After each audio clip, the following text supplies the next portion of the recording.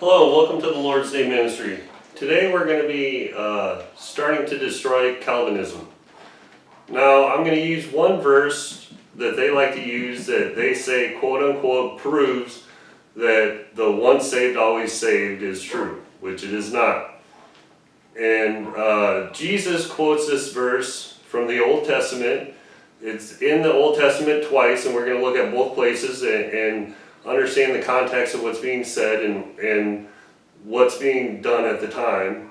And we're going to put it in the context of why Jesus quotes this verse, because there's a reason why, obviously, and we're gonna go over that. Let's go to John chapter 10 let's start at verse 24. Then came the Jews round about him, that's Jesus, the Jews came surrounding him, and said unto him, How long does this make us to doubt? If thou be Christ, tell us plainly. They're asking him, hey, tell us plainly if you're the Christ or not, if you're the Messiah. So Jesus answered them, I told you, and ye believe not. The works that I do in my Father's name, they bear witness of me. But ye believe not, because ye are not of my sheep, as I said unto you. My sheep hear my voice, and I know them, and they follow me. And I give unto them eternal life, and they shall never perish, neither shall any man pluck them out of my hand. Now Jesus is quoting the Old Testament here. Neither shall any man pluck them out of my hand. Now take notice that he says man. No man shall pluck them out of my hand. My Father which gave them me is greater than all, and no man is able to pluck them out of my Father's hand. I and my Father are one. Now he says man. No man can pluck them out. So no man can take you out of the Father's hands or Jesus' hands. So he answers their question using this verse from the Old Testament to tell them, yes, I am the Messiah. I am God. I'm the Son of God. So he's using that verse in the Old Testament to answer their question, which of course they're stiff-necked, rebellious people that didn't believe him and wanted to kill him because they said that he was guilty of blasphemy. Now let's look in the Old Testament. It's in Deuteronomy 32, the first time that this verse comes up. And you got to understand where the Jews are at. The Jews right now are about ready to enter the Promised Land. They've been wandering in the desert or in the wilderness for 40 years because their fathers were stiff-necked, rebellious people, and they didn't trust in God to deliver their enemies into their hand. And pretty much God's telling them, don't be like your fathers. These people's gods, the Promised Land, the people that inhabit the Promised Land, their gods are dead gods. I am the one true living God. Nobody, no man or no false gods can deliver you out of my hand. You need to trust in me. Let's look at verse 30.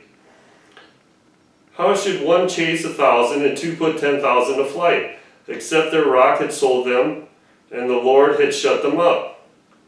Now what God's saying is, if you trust in me, one of you will put 1,000 to flight. Two of you will put 10,000 to flight. Now God works the same today as he does back here. This is, I don't even know how many, over 3,000-4,000 years ago. God works the same now as he does then. Now just taking it, for instance, the 6-Day War in 1967. Now, Israel was vastly outnumbered and outgunned. Honestly, Israel should not be a country right now. They should have been just devastated. They should have been defeated back then. But miracle after miracle after miracle after miracle happened, and in 6 days, they defeated their enemy. Now think about this. And then on the 7th day, they rested. You think God didn't have a part of that? Let's look at verse 31. For their rock are false gods. It's not as our rock, the true living God, even our enemies themselves being judges. He says, even if they're bigger than you, they're stronger than you, trust in me, I will deliver you into their hands. Now, verse 39 is where what Jesus was quoting. See now that even I, am He, and there is no other God with me. I kill and I make alive, I wound and I heal. Neither is there any that can deliver out of my hand. He's saying, if you put your trust in me, none of these false gods or none of your adversaries are going to be able to defeat you. That's what he's saying. He's not saying you're once saved, always saved. Now, God's going to ask a question.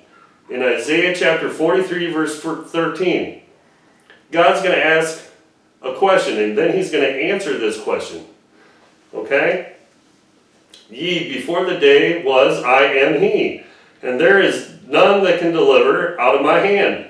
I will work, and who shall reverse it? So he's saying, who can take you out of my hand? He's asking the question.